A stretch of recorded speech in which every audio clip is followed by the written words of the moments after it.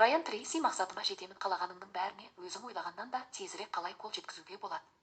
Қазақша нұсқасының мәтінін қалыпқа келтірген Нұрсұлтан Серғазы. Мен кітап жазатын жазушы емеспін, журналист емеспін. Бар болғаны қарапайым оқырманмын. Брайан Трейсидің көптеген кітаптарын үлкен қызығушылықпен оқып жүріп, табысқа жету жолында әркім білуге тиіс мақсатты қағазға түсіру мәселесін сіздерге қазақ тілінде қатесіз қалпында жеткізуге бел будым. Себебі орыс тіліндегі мәтінді қазақшаға аударып, аты-жөні белгісіз қалыпта сатылымда жүрген кітапшаның кем-кетігін түзеп, сөйлемдерін түсінікті қалыпқа келтіріп, қателерін теріп, сіздердің назарларыңызға ұсыну негізгі мақсатым болды. Қазір өздеріңіз қолдарыңызға ұстап отырған санаулы ғана беттерден тұратын кішігірім мақсатыма жетемін кітапшасы қателіксіз қалпында осылай жасалып шығарылды. Жоғарыда айтып өткенімдей, мен де өздеріңіз секілді қарапайым оқушы болғандықтан кәсіби кітап жазушыларындай қабілетім жоқ. Бірақ еркін саудада таралып жүрген мына кітаптың керемет ой салар мәтінін оқырмандар қатесіз, дұрыс қалпында оқыса деген ой болды. Сондықтан қолымнан келгенше кітапшада кездескен қателіктерді жөндеуге тырыстым. Бар мақсатым әрбір қазақ тілінде кітап оқитын оқырманға Брайан Трейсидің осы бір маңызды сөздерін, ойларын, жаттығуларын жеткізуге. Оларды өз тіршіліктеріңізде пайдаланып, өмірлеріңізді өзгертіп жатсаңыздар, қанекей. Ендеше қабыл алыңыздар, мақсатыма жетемін атты қазақ тіліндегі кітапша өздеріңізге арналады. Оқыңыздар, қажеттеріңізге жаратыңыздар, өмірлеріңізді өзгертіңіздер. Кіріспе табыс бұл мақсатқа қол жеткізу мен дүниенің қай түкпіріне барсам да кедей отбасына шыққан, бірақ соған қарамай планетадағы ең ықпалды адамдардың біріне айналуға мүмкіндік тапқан адамдарды кездіремін. Бұл адамдар жоқшылықты көріп өкінішті, үміттерінің біржолата үзілуіне дейінгі сатылардан бастап қоғамдағы ықпалды, табыскер адамдарға дейінгі жолдарды жүріп өткендер. Олар маған өз өмірлерін осындай таңқаларлық жағдайға өзгерткен нәрсе, алға қойған мақсатының дұрыстығы екендігін айтқанда, көздері ерекше жайнай түседі. Менің сіздерге ұсынып отырған кітабым да осы жайында. Табысқа жету жолында мен көкірекке түйген ең маңызды ойларым туралы айтамын. Адамдардың байлыққа, табысқа қол жеткізуіне әсер ететін қасиеттер жайын сөз етемін. Бірнеше жыл бұрын Чикагода бір топ табысты кәсіпкерлер бас қосқан болатын. Сол кездесуге қатысқан менің бір танысым кейін мына бір оқиғаны айтып берді. Сол Чикагода жиналған адамдардың ұқсастықтары көп еді. Олардың әрқайсысы өз мансаптарын бастағанда қалталарында артық бір тиындары да болмаған. Олардың бәрі дерлік қарапайым жұмысшы отбасынан шыққандардың. Олардың бәрі дерлік өмірде көптеген қателіктерге жол бергендер. Осыған орай көптеген шығындарға да батқандар. Ал бүгін олардың бәрі бай, бақуатты адамдар қатарында. Олар ең қымбат мейрамхананың төрінде шалқып, кешкі дәмді астан кейін бір-бірімен сұхбаттасып отырып, соншама сансыз көп адамның ішінен біздер қалайша табысқа жеттік деген сұраққа жауап іздеді. Мүмкін біз Америкада тұратындықтан шығар, мүмкін біз басқаларға қарағанда тәуекелшіл болармыз. Әлде көбірек еңбек еттік пе? Соның арқасында бір орында қол жеткізген жетістік бойында қалып қоймадық, одан да биіктерге талпындық. Осыдан кейін кәсіпкерлердің бірі орнынан тұрып былай деді: "Мырзалар, табыс бұл мақсатқа қол жеткізу."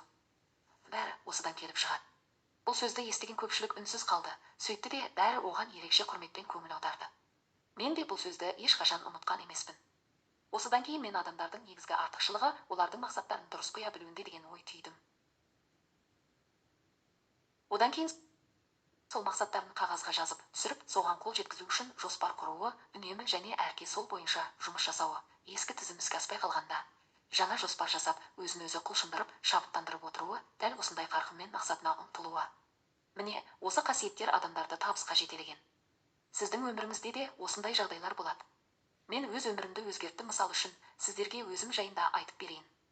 Шынымды айтсам, жоғары оқу орны тұрмақ, тіпті орта мектепті де бітірген емеспін. Орта мектеп бағдарламасының жартысын ғана оқыдым, негізгі пәндерден нашар бағалар алдым. Сөйтіп жүріп, мектепті мүлдем тастадым. Тапқан жұмысым шағын қонақ үйдің асханасының ыдыс-аяғын жуу болды. Одан шығып қалғанымда көлік жуушы болып орналастым. Бұдан айырылғанымда офистердің едендерін жуып жүрдім. Менің маңдайыма жазылғаны тек жуу екен деп ойладым. Болашақта да жасайтын жұмыстарым жуумен байланысты болатын шығар деп болжадым. Бұлайша айтқанда, жастық кезімдегі жолым болмай қалды деген сөз бір орыннан тағы бір орынға ауысқанымды амалсыз ақтау үшін айтылған сылтау еді. Шын мәнінде бұл өзіңді әр салада сынайтын уақыт екен. Мені талай мәрте жұмыстан қуды, бір орыннан бір орынға көшіп жүрдім. Жан қалтамда бір тиын да қалмайтын кездер кесетін. 18-ге толғанымда үйден қуылдым, осыдан кейін ата-анамды 10 жыл бойына көрмедім. Менің автокөлігім үйімде болды, қысы-жазы сонда ұйықтадым. Ол ескі болғандықтан үнемі бұзылып қала беретін, жүргісі келмейтін. Сондықтан да жанымнан түрлі құрал-жабдықтарды тастамай алып жүретімін, бұзылып қалса жөндеуге кірісіп кетемін. Жолдың жиегінде саусап тұрған көлігімнің астында май-май қалпыммен талай жаттым. Анда-санда жүріп тұру үшін маған оның әр түрлі детальдарын, қосалқы бөлшектерін ауыстырып, қатайтқыштарын, қосылған жерлерін қатырып отыруға тура келетін.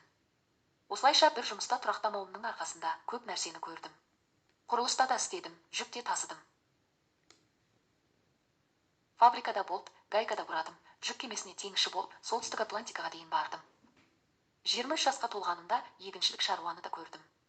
Сарайда ұйықтап, егіншілердің отбасымен бірге тамақтандым. Ерте күзге дейін жақсы егін жинау үшін таңның атысы, кештің батысы демалмастан жұмыс істедім.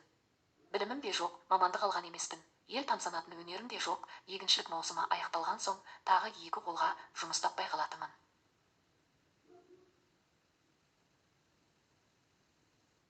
Бәрінен көңілім қалып, үмітім мен жоспарларымның быт-шыты шыққан бір кезде менің тағдырымды өзгерте алатын бір нәрсенің болуы мүмкін бе деген сұрақты өзіме қойдым. Қазір ел алдына жиі шығып, теледидар мен радиодан сұхбат беріп жүрген уақытта 4000-ға жуық сұхбаттарым шығыпты. Қарапайым адамдардың жиі қоятыны: сіздің бетбұрыс жасауыңызға себеп болған қандай сәт, төңкеріс қай кезде болды, сіздің өміріңізді не өзгертті секілді сауалдар. Ал маған бұл сұрақтарға жауап беру оңайға соқпайды. Себебі білетінім өте көп. Мыңдаған кітаптарды ақтарып, 10 мыңдаған мақалалар оқыдым.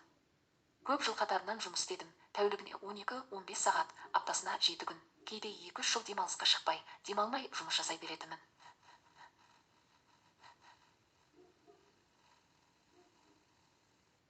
Кей кездері әбден шаршап, сілекпем шыққаннан зорығып, беттерім көгеріп кететін.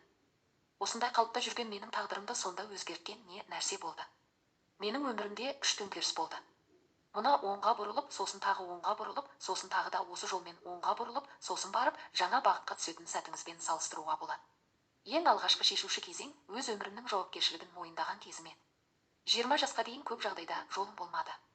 Зауытта жұмыс істеп қалдымда бір тиынымда қалмай, суыққа тоңған кездерім есімде. Бақытыма орай, бір кездері менің өмірімде болатын барлық жағдайдың тек өзіме ғана байланысты екенін түсіндім.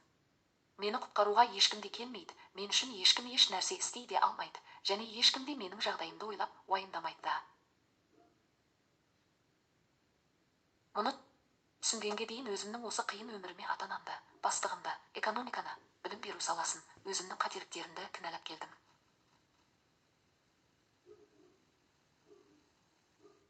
Кейін барып түсінгенім, адамның шыққан ортасы ешқандай рөл ойнамайды екен. Шын мәнінде ең маңыздысы сенің қай бағытқа бара жатқаның, не нәрсеге талаптанатының. Бұдан кейінгі менің басымда орын алған жағдайлардың менің өткеніммен байланысы жоқ, ендігі болатын жаңалықтар тек болашағыммен байланысты. Бұл менің өмірімнің күрт өзгеріп сала берген шағы еді. Бұл өз өмірімнің тізгінін өзім қолға алып бірінші бұрылыс жасаған кезім. 3-4 жыл өткен соң, ол кезде жасым 25-тің арғы бергі жағы менің өмірімде екінші жарылысы орын алды. Шын мәнінде өзім үшін мақсат деген сөздің мағынасын аштым, және ол маған нағыз трамплин болды. Мен кітаптар оқи бастадым. Ол кітаптар өз қалауыңды анықта, оларды жаз, жоспар жаса, және оған қол жеткізу жолында күн сайын әрекет ет дегенді алға тартты. Бұл қиын емес еді, сол себептен де мен бір парақ қағазды қолыма алдым. Орындауға ниет еткен 5-6 мақсатымды жаздым да, оны бір шетке қойдым. Бұл кездер мен бір шағын арзан бөлмені жалдап тұратынмын. Менімен бірге тағы бірнеше адам бар болатын. Бір айдың ішінде өмірім кәдімгідей өзгерді. Осы бір айдың ішінде менің айлық табысым өсті. Өз ортамда үлкен табыстарға қол жеткіздім. Мені қызметте жоғарылатты. Менеджер болдым. Қол астымда 23 адам қызмет етті. Мен жатақханадан енді пәтерге ауыстым. Бұл шын мәнінде таңқаларлық жағдай. Ең бір ғажабы, бұл өзгерістердің бәрі де менің бір парақ қағазға жазған мақсаттарыммен дәл келуінде еді. Мұны жоғары кернеулі электр тоғын ұстағанмен бірдей етіп салыстыруға болады. Егер мақсатыңызды жазуды бастасаңыз, сонда сіз шын мәнінде өміріңізде болып жатқан жайттарға таңқалатын боласыз. Сонымен бұл менің өмірімнің екінші шешуші кезеңіне айналды.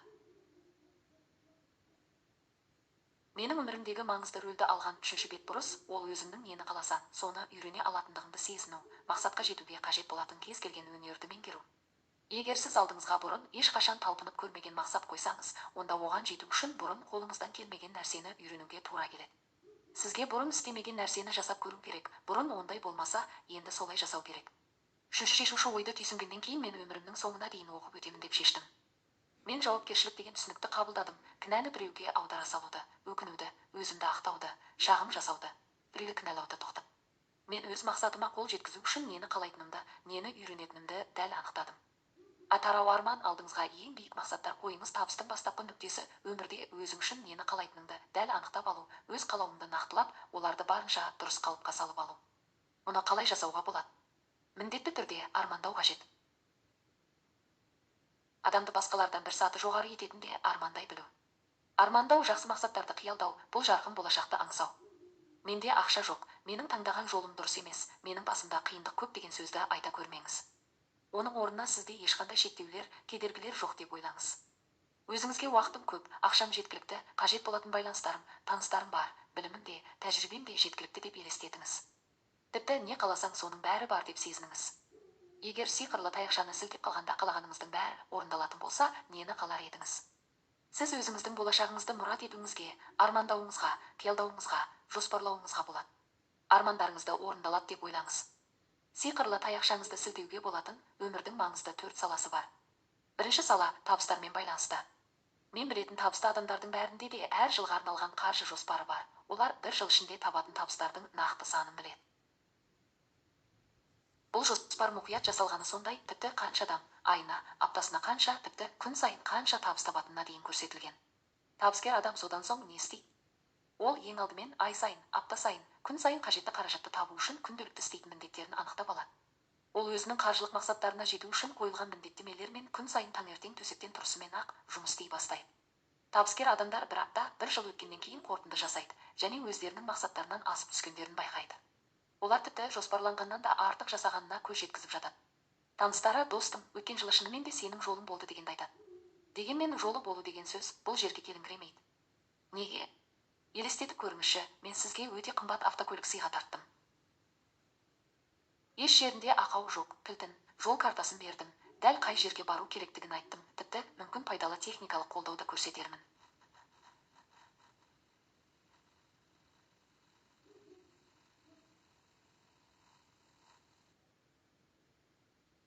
Сосын тұрып, сол жаққа бар да сыйлығыңды ал дедім.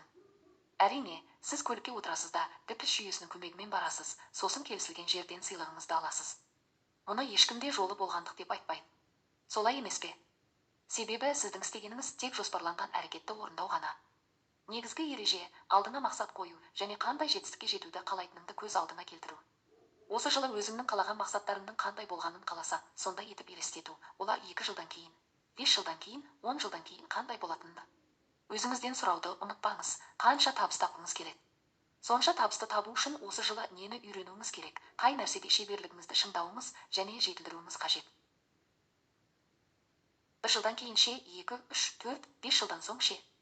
Айналаңызға қарап, сосын өзіңізден сұраңыз, дәл менің тапқанымдай ақшаны тағы кім тауып жатыр? Ол адам менің істегенімнен басқа тағы не істеуде? Және есте сақтаңыз, сізден артық ақылдырақ, сізден икемдірек ешкім де жоқ.